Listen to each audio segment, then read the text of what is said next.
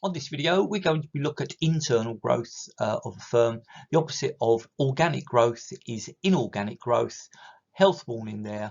Do not get organic and inorganic growth confused with internal and external finance. Inorganic growth is growth by merger. Organic growth is internal growth. Lots of students make that mistakes and finish up with 0 marks on a 12-mark question. Make sure you're not one of them.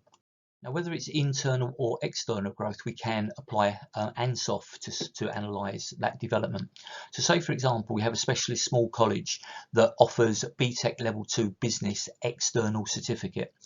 Well, market penetration would be if they get their more able students to do the BTEC Level 2 Diploma, which is a few more units, so it will get the college a bit more money.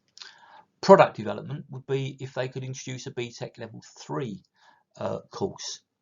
Market development would be where perhaps they could offer their level 2 business in collaboration perhaps with year 10 and 11 students from local schools.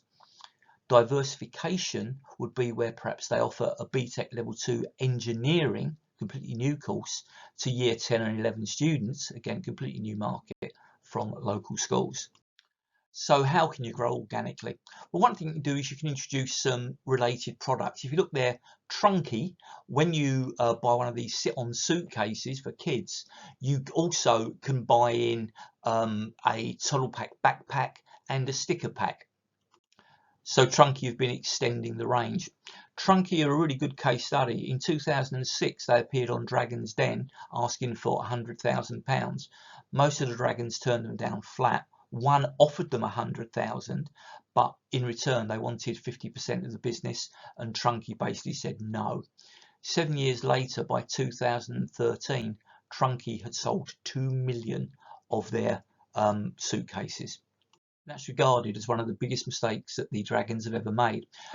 You could also try to widen the target market. So New Look basically appeals to women. So in 2017, they introduced dedicated men's stores. Now, as you know, if you're dealing with market development, it doesn't always work. It's more risky than simply market penetration. 2 years later, they're removing the menswear from the UK and Irish stores. You can grow by opening new UK outlets, basically moving into a new market. Good example of that for a small firm. It's a firm with a turnover of only about £4 million, but it's doubled that turnover in 2020. It's a company called Space Invader, who basically try to maximise the use of space in businesses. They opened up originally in Manchester. They then have got a branch in London, and now they've crossed the Pennines to open up into Leeds. Or of course you can expand abroad. Good example would be Leon, who sell quality fast food. That's their USP. Opened in 2004. They've currently got about 60 locations in the UK. They've tried it out in 3 countries in Western Europe, but their big move that they're trying to do at the moment is to break into the American market. Now, they're going in at quite a small scale, so they're only opening 3 stores. They are not going down the franchising route because they want to remain control, so it'll be interesting to see how that works out for them.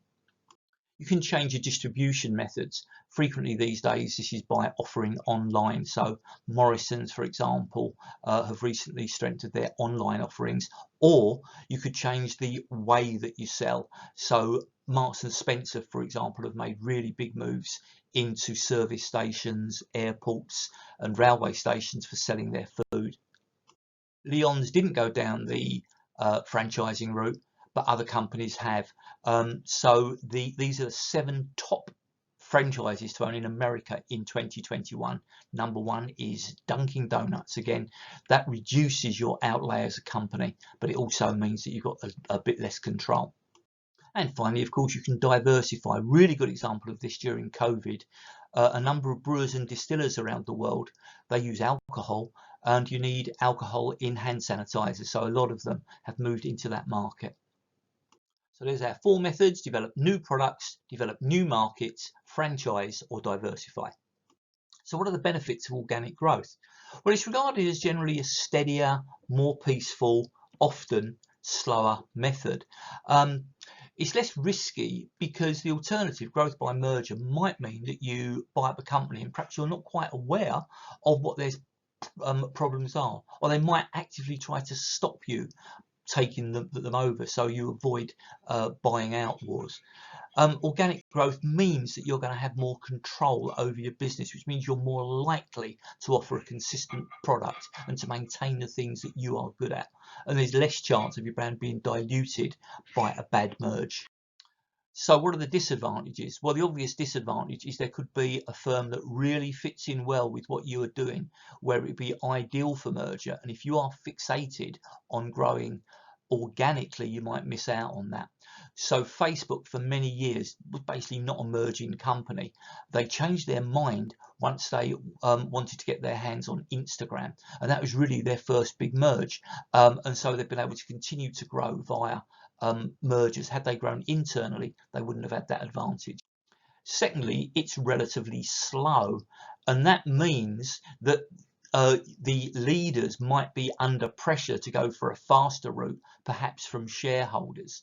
You might potentially miss out on expertise. Again, one of the reasons why Facebook bought up Instagram is they wanted 13 people. They paid $1 billion for 13 experts. And you might miss out, obviously, on economies of scale. And that's pretty much it on organic growth.